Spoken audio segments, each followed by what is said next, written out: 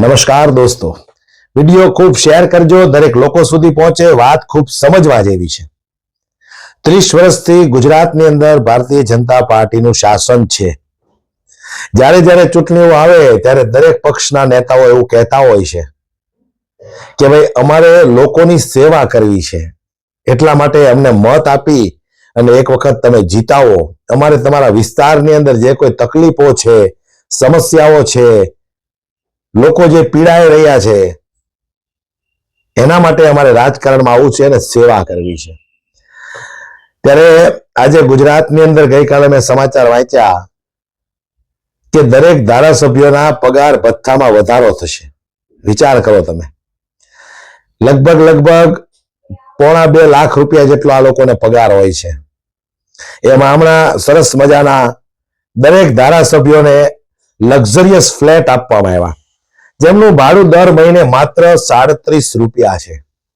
મહિને 37 રૂપિયા ભાડું, આટલા સરસ મજાના લક્ઝરિયસ ફ્લેટનું ભાડું 37 રૂપિયા તમને મહિનામાં ન આવે। એમાં કંઈક 4 બેડરૂમ છે, સરસ મજાનો હોલ છે, એસી લાગેલા છે, તમામ પ્રકારની અંદર સુવિધાઓ છે। ખાલી આ લોકોએ પહેરા કપડે ત્યાં રહેવા જવાનું, એવી સુવિધાઓ છે, એટલે એટલામાં કદાચ તમે સમજી ગયા હશો। પણ હવે જ્યારે ભારતીય જનતા પાર્ટીની અંદર આવા નિર્ણયો લેવામાં આવતા હોય કે ભાઈ ધારાસભ્યના પગાર ભથ્થામાં વધારો કરવામાં આવશે, એક તરફ આ લોકો એમ કે છે કે અમે તમારી સેવા કરવા માટે રાજકારણમાં આવ્યા છે, અને બીજી તરફ આટલો બધો પગાર હોવા છતાંય એમના જો ભથ્થામાં વધારો કરવામાં આવતો હોય તો આજે સામાન્ય માણસ, નાનો માણસ સવારથી સાંજ સુધી મહેનત કરીને તૂટી જાય છે, ત્યારે એમના પરિવારનું ગુજરાન માંડ ચલાવી શકે છે, અને આવડા લોકો બેઠા બેઠા જલસા ઉપર જલસા કરે છે। તમે વિચાર તો કરો દોસ્તો, આટલો પગાર મળવા છતાંય રેલવે ભથ્થામાં વધારો, વિમાન યાત્રામાં વધારો, ઘણી બધી સુવિધાઓ જે મળી રહી છે એમાં વધારો, તો આ લોકો સેવા કરવા આવ્યા છે કે મેવા ખાવા માટે આવ્યા છે? ક્યારેક તો આપણને ઈ જ નથી સમજાતું। અને ગુજરાતની અંદર આજે એવા ઘણા બધા લોકો છે કે સાંજે 2 ટકનું માંડ કરી શકે છે। ઘણા બધા પેટ્રોલ પંપે તમને એવા પણ લોકો જોવા મળશે કે ભાઈ 50-60 રૂપિયાનું પેટ્રોલ પુરાવતા હશે। વિચાર કરવા જેવી વસ્તુ છે। જ્યારે જ્યારે આ લોકો મત માંગવા આવે ત્યારે આપણને એમ કે છે કે અમારે સેવા કરવી છે, પણ સેવા નામે તમે બધા મેવા ખાવ છો, જલસા કરો છો। હું તો એવું માનું છું કે ખરેખર જો ગુજરાતની અંદર આ ધારાસભ્ય, મંત્રી, સંત્રીના પગારમાં ઘટાડો કરવામાં આવે ને તો ઘણા બધા લાભ જનતાને મળી શકે એમ છે। હવે તમે વિચાર કરો, આ ધારાસભ્યોને એટલો પગાર ચૂકવવામાં આવે, મંત્રીઓને આટલા પગાર ચૂકવવામાં આવે, અને એમ છતાં પછી સુવિધાઓ મળે, મફતમાં સુવિધાઓ મળે, તો આ લોકો તો ચૂંટણી જીત્યા પછી એને કઈ ખર્ચો જ નહીં। તમારા છોકરા માટે તમારે ભલે રાત દિવસ રડવું પડે, તમારા છોકરા માટે તમારે તનતોડ મહેનત કરવી પડે, અને નેતાના પગારમાં વધારો થાય, એમના ભથ્થામાં વધારો થાય, કોઈ કઈ બોલવા વાળું નહીં। આજે આપણે વિદેશની અંદર ઘણા બધા રાષ્ટ્રપતિઓ એવા છે કે જે જનતાની સાથે બસમાં મુસાફરી કરતા હોય એવા વિડીયો આપણે જોઈએ છે। સાંજે 6 વાગ્યા પછી શાકભાજી લેવા જતા હોય એવા વિડીયો પણ આપણે જોયા છે। નિવૃત્ત થઈ ગયા હોય અથવા તો સત્તામાંથી ઉતરી ગયા હોય તો કોઈ સામાન્ય નોકરી કરતા હોય એવા પણ આપણે વિદેશની અંદર રાષ્ટ્રપતિઓને જોયા છે।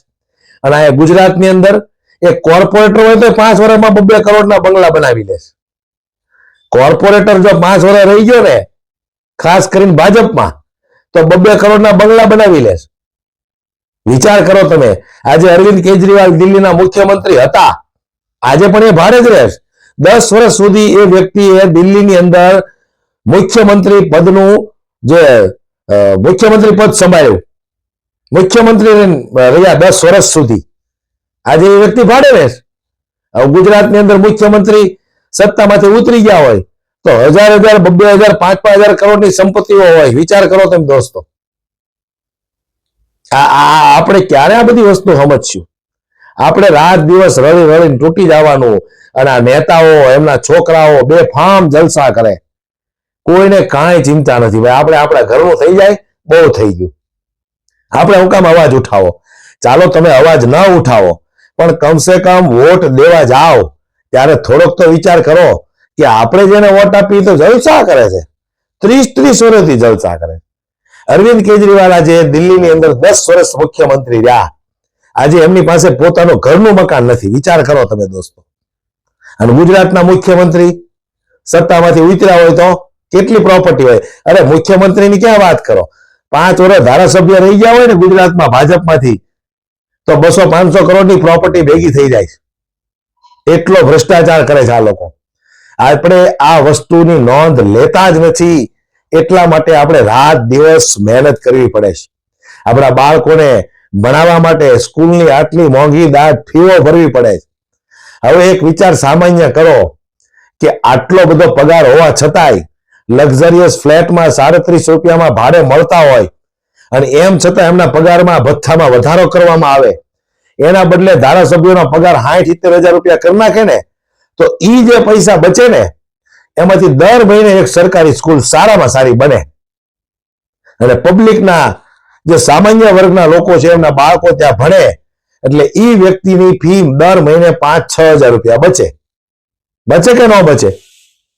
મફતમાં સરકારી સ્કૂલ બનાવી હોય અને ન્યાયનું બાળક ભણતું હોય, દર મહિને 2 કે 3 બાળકો ભણતા હોય તો 5-6 હજાર રૂપિયા આરામથી દર મહિને બચે. સારી હોસ્પિટલ બનાવી હોય તો વર્ષે દાડે કદાચ 50-60 હજાર કે લાખ રૂપિયાનો દવાખાનાનો ખર્ચો આવતો હોય પરિવારની અંદર, તો એ પૈસા બચે. એટલે આવું કોઈ વિચારતું જ નથી. 30 વર્ષની અંદર આ લોકોએ સરકારી સ્કૂલો ન બનાવી, સરકારી હોસ્પિટલો ન બનાવી, સરકારી યુનિવર્સિટીઓ ન બનાવી, મેડિકલ કોલેજો ન બનાવી, એટલે બધાને વિદેશમાં ભણવા જવું પડે. અહીંયા આવડા લોકોએ કંઈક કર્યું હોત તો વિદેશ કોઈ ભણવા જવું જ નહોતું, પણ આવડા લોકોએ તો નિહાળી ઉઠતાની બંધ કરી દીધી. આ વસ્તુની હું કે તમે નોંધ નથી લેતા, એટલે જ આપણે રાત ને દિવસ રડવું પડે છે. 2 દિવસની રજા પાડવી છે, ઘણા નથી કહેતા 2 દિનની રજા પાડી ભલામણા તાવડી ટેકો લઈ જાય. તો તમે અત્યારે સુધી રડતા આવ્યા છો, એ પૈસા ગયા ક્યાં? આજ હીરાવાળાની વાત કરીએ તો 5 દિવસની જો હીરામાં કોઈ જાતો હોય, ઓફિસમાં જાતો હોય, ધંધો કરતો હોય તો 5 દિનની રજા નથી પાડી શકતો. હું કામ? તાવડી ટેકા લઈ જાય. તો તમે 25 વર્ષથી હીરામાં રહો છો તો તમે એટલા પૈસા ભેગા ન કરી શક્યા કે આપણે કદાચ 5 દિવસ કે 1 મહિનો રજા પાડવી હોય, આરામ કરવો હોય તો આપણે કાંઈ ફરક પડે નહીં. એટલું એક હીરાવાળો ભેગું નથી કરી શક્યો. એટલે હું કહેવા માંગુ છું, જાગૃત બનો, સરકારને ઓળખો. તમે આટલો પગાર હોવા છતાં આ લોકોને હજી ધારાસભ્યના ભથ્થામાં વધારો કરવો છે. કોઈ બોલવા વાળું નથી, આ લોકોને કોઈ કહેવા વાળું નથી, એટલે આ લોકો બેફામ વધારા કરે. નકર ધારાસભ્યને મંત્રીને એટલા પગાર હોય ભલામણા. ચૂંટણી ટાણે એમ કે અમે સેવા કરવા હાટો આવ્યા રાજકારણમાં. આ સેવા કરવા આવ્યા કે મેવા ખાવા આવ્યા? એટલે વિચાર કરજો દોસ્તો, આવનારી ચૂંટણીમાં તમારે કોને વોટ આપવો અને તમારા બાળકોના હારા ભવિષ્ય માટે કોણ 2 કામ હારા કરશે એ જોઈ વિચારીને વોટ કરજો. આ વાત મારી તમને સાચી લાગી હોય ને તો વિડીયો 5 લોકોને શેર કરજો દોસ્તો. જય હિન્દ, જય ભારત.